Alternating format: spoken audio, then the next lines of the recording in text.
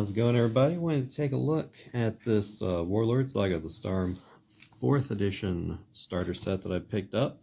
It's got Deveranian and Nothrog. In this setting, Nothrog is kind of like the Orc faction.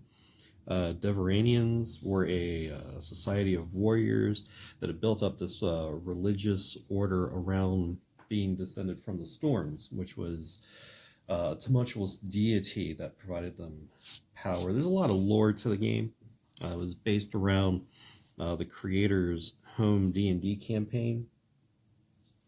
Long story in it. You can look up most of it online.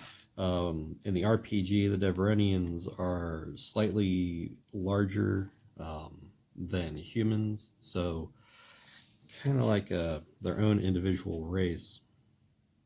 In the 4th edition of the game, which I believe was licensed and put up by a German company, so it was primarily over in Europe. I don't recall too many places over here in the US carrying it. They released them in sets or waves. This was one of the earliest models of like a living card game where there were no boosters. There were just these sets. This is set number 10. So every one of these you find, this Justice of the Black Sun, the cards are all going to be the same in each one. 2 decks, 110 cards, and rulebook enclosed. Everything you need to start playing with a friend. I mainly picked this up. I used to play this game when it first came out back in 2001. Of course, I was into D&D and L5R and Magic and a bunch of other games. So after about 4 or 5 expansions, I stopped playing because you can only afford so much. Recently, though, AEG, the company that originally put the game out and still has the license for it, pre-sold a 20th anniversary set, which I was very happy about. I picked up several copies of that, a couple so I could play with them, the rest so I can keep sealed. It's really hard to get sealed Warlord stuff, just because it's an out-of-print game. There is a Facebook group where people, they even still run tournaments. It has a very large following. Back when there were actual in-person conventions, there would still be tournaments with rather sizable attendance. And it was always lauded as the game you already know how to play because it was based off of the D20 role-playing game system. So the rules are not too terribly complicated. Let's see which decks we have here. All right, so we got the Nothrog here, and then we got the Deveranian. This was always the faction I played. Let's see if we can find the pool tab. There we go.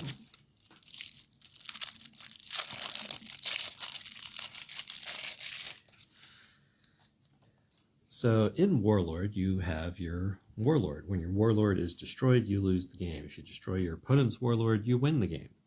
And anyone who plays D&D will start recognizing a lot of familiar numbers. You have an AC, where you need to meet or exceed that in order to hit. Every time you hit someone, you do a wound, unless there's a special rule or something otherwise. Up here, you have your attack modifiers. So +6 on your first attack, +1 on your second attack. And so in order to attack, you are going to spend them or tap them. And you're going to roll a 20-sided die for each attack. And then you will add that number to it, just like you would in D&D. Here, you're going to have the character level. The icon is going to tell you what class they are. So the gauntlet there is going to be a fighter. Let's see if we can get some other symbols in here. That's going to be generic. The spiky shield or the sunburst, however you would like to call it, is going to be cleric. Deveranians used to have a fair amount of wizards, but I'm not seeing any. The glove is going to be rogue or thief, however you would like to call it. You'll also notice that there are different colors. You have black and you have white. Black is evil, white is good. You'll notice in Deveranian society, they are predominantly evil.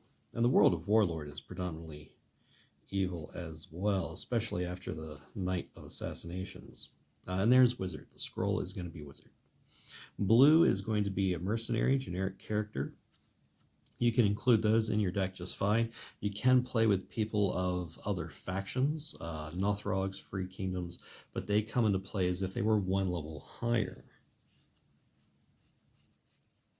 And then you have actions and spells, equipment. We'll go over some of the cards here in a little bit. Down here, you are going to have your skill rating or your save rating. If something asks you to make a skill or a save, you're going to be rolling that as your modifier. And down here, you're going to have your hit points, how much damage you can take. Once you have suffered damage equal to your hit points, you're out.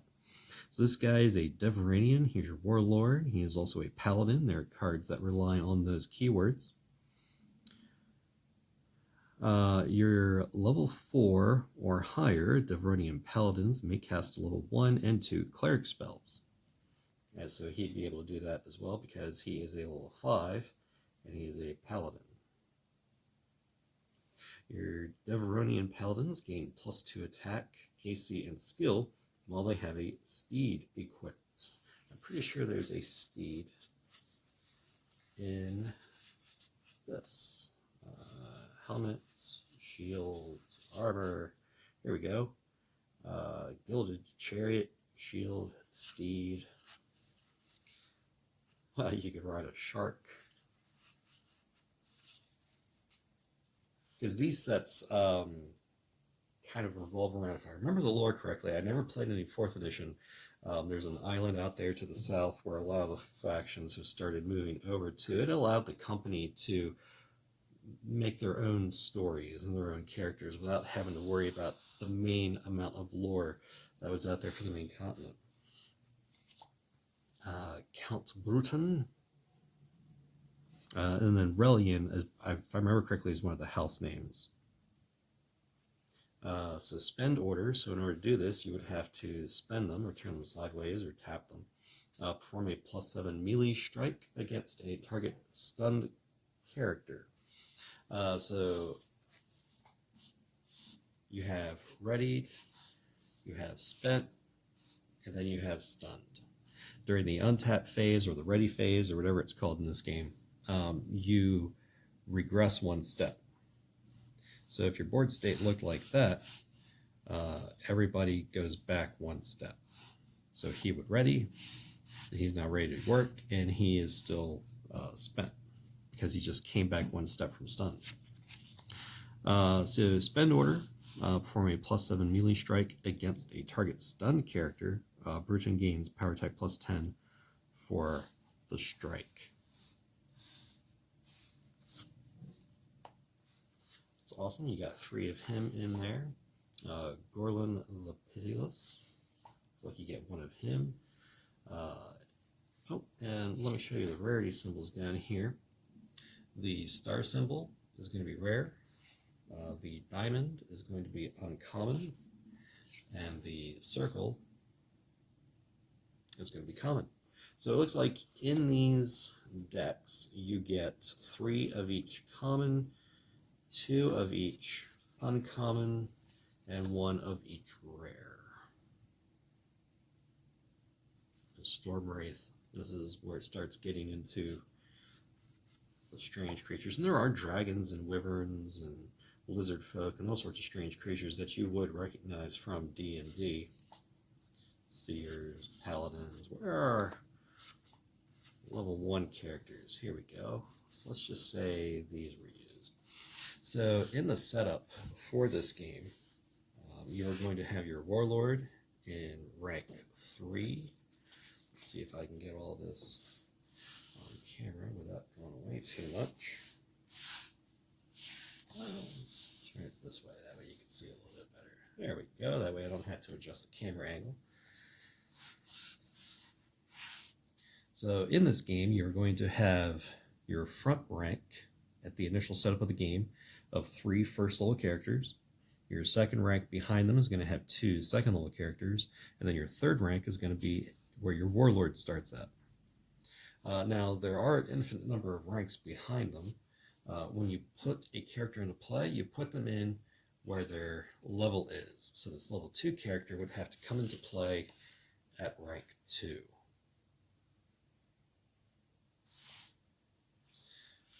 A rank can never hold more characters than are in the higher up rank. So if I only have 2 characters here in rank 1, I would not be able to put out Sir Trigger, because that would create an illegal rank. There are rules for illegal ranks. If a rank ever gets to the point where it is now illegal, someone from the next rank has to be pushed forward, and by doing that forced movement, they are spent. So if it was like this, spending him would also stun him, or I could move him forward and spend him. It all depends. There's a lot of tactics and strategy about who you move, where you move them, when you use your action. There's a lot of luck as well, because a lot of your attacks are rolling a d20. But that luck, just like in D&D, it's all mitigated. It's like playing a tabletop war game, but with cards. You don't need to worry about having 45 or 100 miniatures on the field. You're just playing a quick card game here.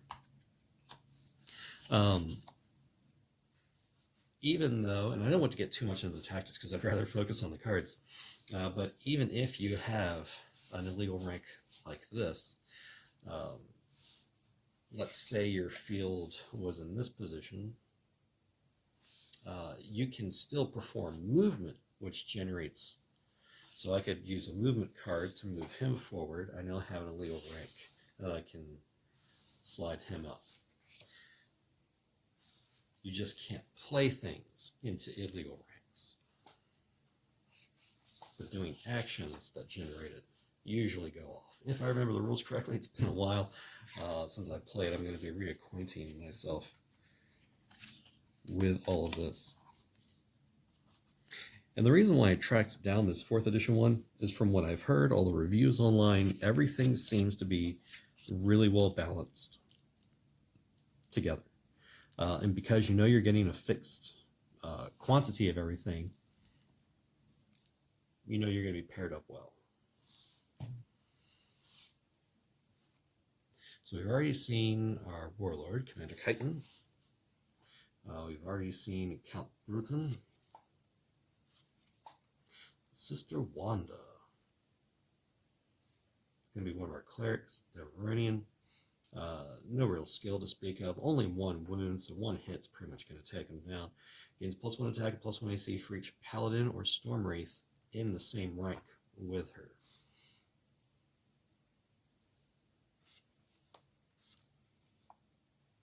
Level 2 character, Sir Trigard, +3 for 13. Not a whole lot to speak of, defend +7.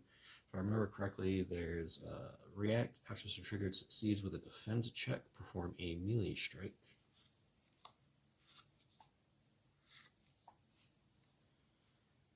Satrashin Relian. It's got 2 attacks on it. It's level 3, and again, the higher up you get, the better the numbers and the number of attacks you get. As a react, before he suffers wounds, spend an equipped steed, reduce the wounds by 1. That can be pretty good, especially since most attacks only do 1 wound. Level 4 cleric, so in order to put her out, you'd have to have all of your full ranks and place her behind your warlord. So a little hard to get out later on in the game as your ranks begin to dwindle. Spend a react. After a strike targets a Deveronian you control, cancel that strike. So that's pretty awesome. Just, boop. Nope, doesn't happen. Now let's take a look at this Storm Wraith.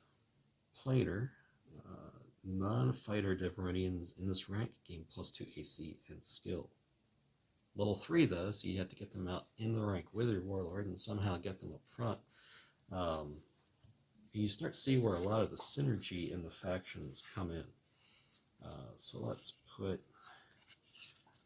just say eventually you get this as one of your ranks. Let's say this winds up being your front rank after a while. Well, non-fighters, which would be these 2, gain +2 AC and skill, so they would be 2 skill with a 14 AC each. And then these, they get +1 attack and AC for each paladin or storm wraith in this rank. So they each would get an additional +1 attack and +1 AC, so they have 1 attack, 2 skill, 12, 13, 14, 15. So they both be 15 AC. That's pretty good. So there's a lot of strategy and synergy. Who do I begin with? Who do I hold back to try and draw into later? Gorlin the Pitiless. And I just love the names and the artwork in this game. It was very thematic. And all the factions were great. The role-playing game told you a little bit more about like the naming conventions and the societies. Like dwarves are usually like luck, thief. They're very direct names. You don't really get a true name as we know it, like Dimitri, until you have it distinguished yourself from everyone else. But Gorlin, Scribe +2, level 4 character, no class. He's a fighter and a wizard and enters play as if he were level 5. Alright, so even though he's a level 4 character, you would have to somehow get him into your 5th rank. So he's going to be a little hard to get out, but he does count as both a fighter and a wizard. That means he can cast wizards-only spells, he can use fighter-only equipment. That's really good.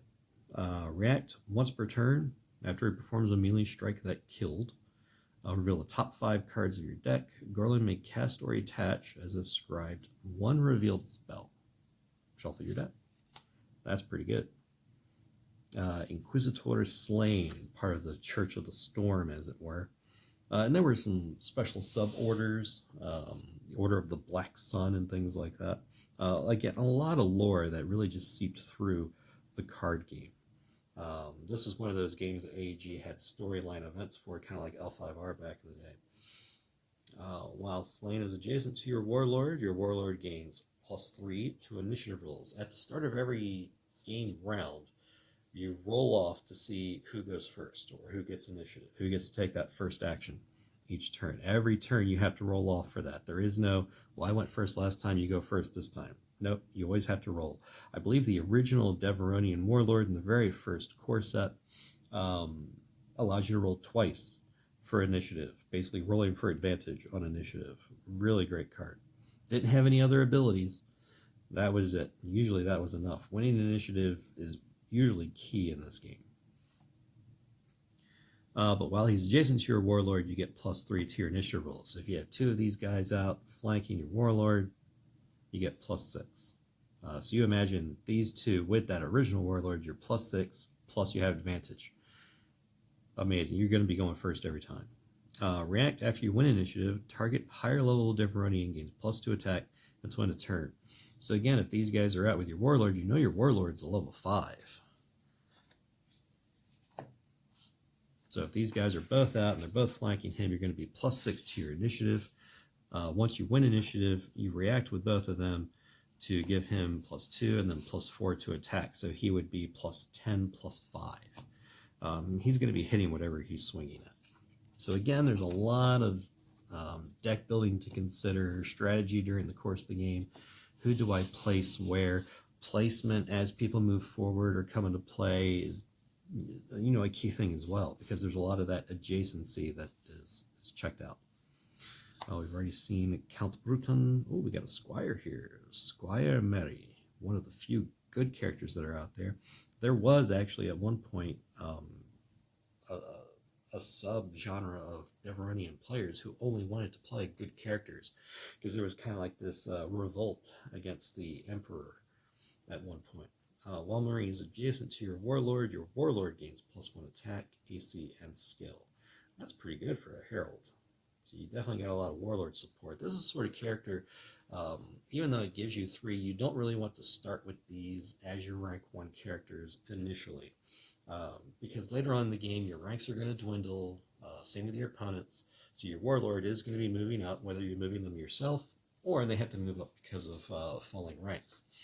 But this is the sort of character that you throw out later in the game so that your Warlord, who is now in rank 1, has support.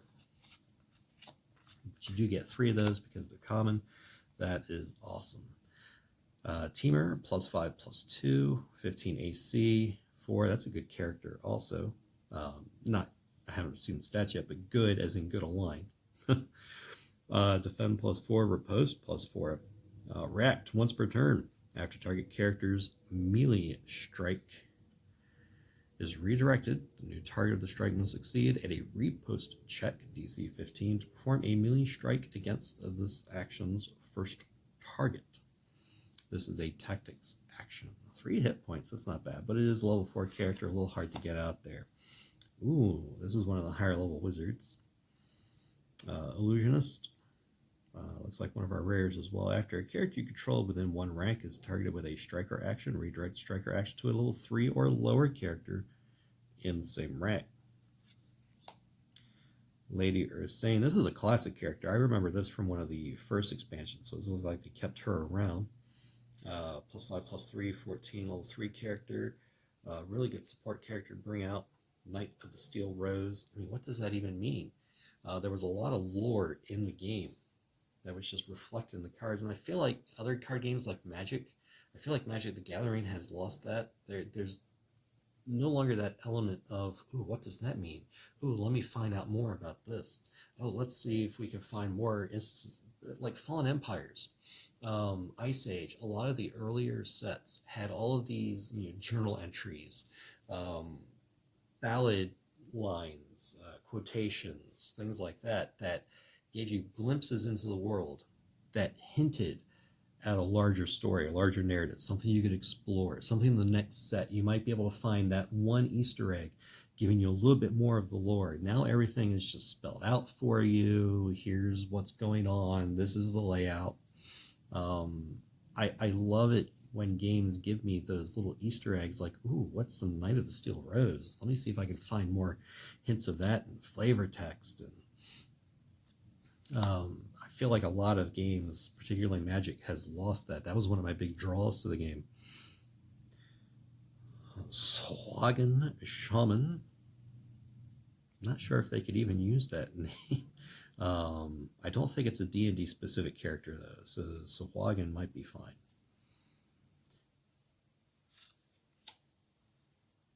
Zendik Wizard, +0, 12 AC, level 2, good wizard. Spend order, target stunned character does not count as a character for preventing illegal ranks until the end of the turn. That's pretty good. That gives you a lot of... That's a common. Why do I not? I guess they only give you one of each. Mercenary card. Slick. Mercenary Barbarian Monster Sutek. React after Slick enters play. If your Warlord is a mercenary, which ours is not, I don't believe. Devrodian Warlord Paladin, not a mercenary. Slick gains +2 attack and power attack +8 until end of turn. There were mercenary warlords out there. It was possible to make mercenary decks. Distribution, and this is like the port city where everything was kind of happening at. Song of Strength, Fervor, Glory of the Black Sun. Here's a reference to that Black Sun order. Mayday Ferris, I wouldn't mind that. Lord Aurelius, Aurelian, from House Aurelian. Keep seeing those names and piece it all together. Ardent, New Orders, Desperate Grab, Savage Strike. So Savage Strike can be performed by any level 1 or higher fighter. React after targeting a melee strike, succeed with a power attack check, DC 15, to have the strike inflict an additional wounds. So this is where a lot of the, again, it's all, there's so much deck building and strategy involved. So let's say our Warlord used that. He doesn't have any power attack bonuses, but he's got a +7, so you'd have to roll an 8 or higher. I remember us having a power attack, that's riding, speed, defend, paladin.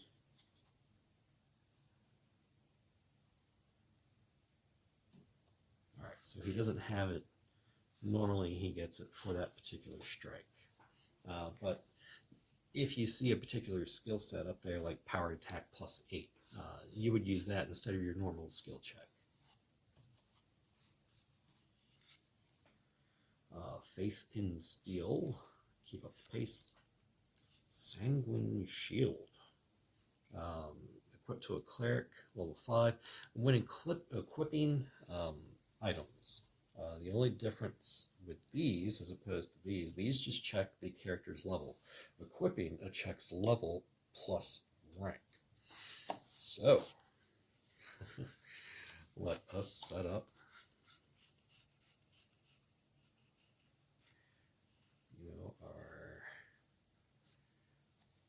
So let's say over the course of the game, we've got rank 1 behind rank 2, behind rank 3. I should have found a cleric, but let's just assume this is a fighter item. First you check the level of the item, so level 5, and then you check to see who can equip it, which would have to equal the level plus rank. So 5 plus rank 3 is 8, so he's level 8 for equipping. Lady Ursane here is level 3 plus rank 2 for 5. So she's a 5 for equipping. So if she were a cleric, she could equip this. If she were in rank 1 and he was in rank 2, he could equip level 7 because he's level 5, rank 2, so level 7, he could equip level 7 items. She could only equip level 4 items. Again, there's a lot of depth, a lot of strategy, but it's really simple once you actually start playing. It takes like 5 minutes to teach someone in this game. Because like I said, like how it's even advertised, it's the game you already know. So Great White, it seems really hard to get equipped. But remember, your Warlord being level 5, starting out can equip level 8 because he's rank 3. If he happens to go up one rank, he can equip level 7. He would not be able to equip if in the first rank, because that would be 5 plus 1 is 6. That's the only time that Great White will not be able to get you anywhere. Toolbar, these modifiers up here actually modify the direct stats on the cards. So that would be a 4 total. And if there are multiple attacks, it affects all the attacks. So that plus 3 will make him a plus 9 plus 4.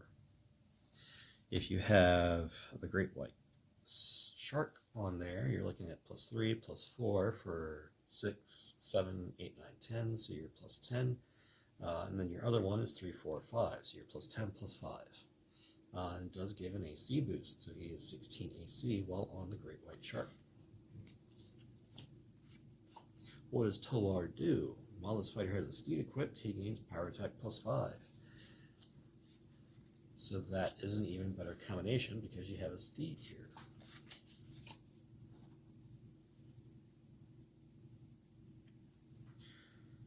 For the shield steed, Gilded Chariot here, order, once per turn, spend the chariot, move forward 1 rank. So that allows you to move up without having to spend.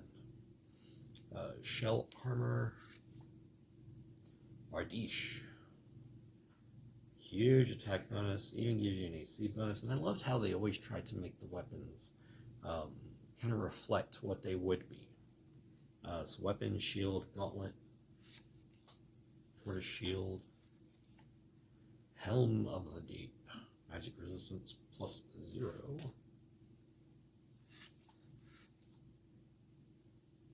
Living statue, spend order.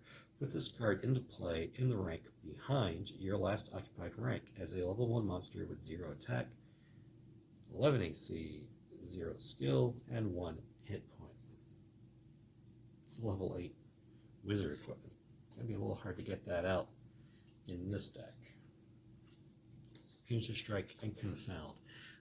In the very first set, one of everyone's favorite actions, anyone could play it. It was called Meet at the End. Because that's how most adventures started back then. I'm not going to open up this one in the video. I feel like the video's gone on long enough.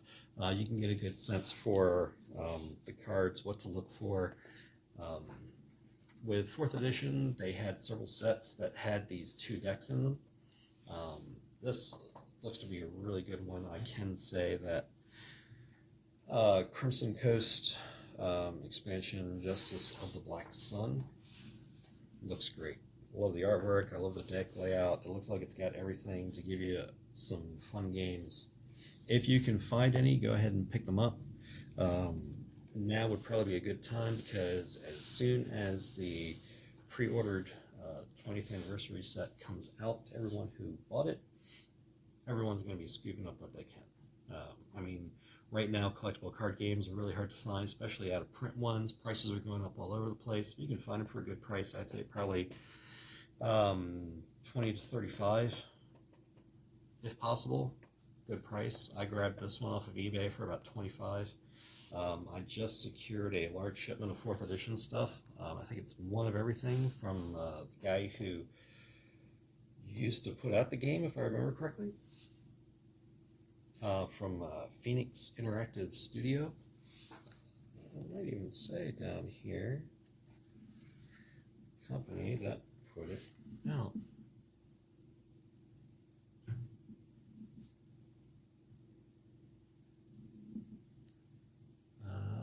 Phoenix Interactive, yep. Cameras always want to focus on faces, so you always have to cover that up. And then it'll focus on what's closest. There you go. If I remove my hand, it's going to want to focus on that face probably.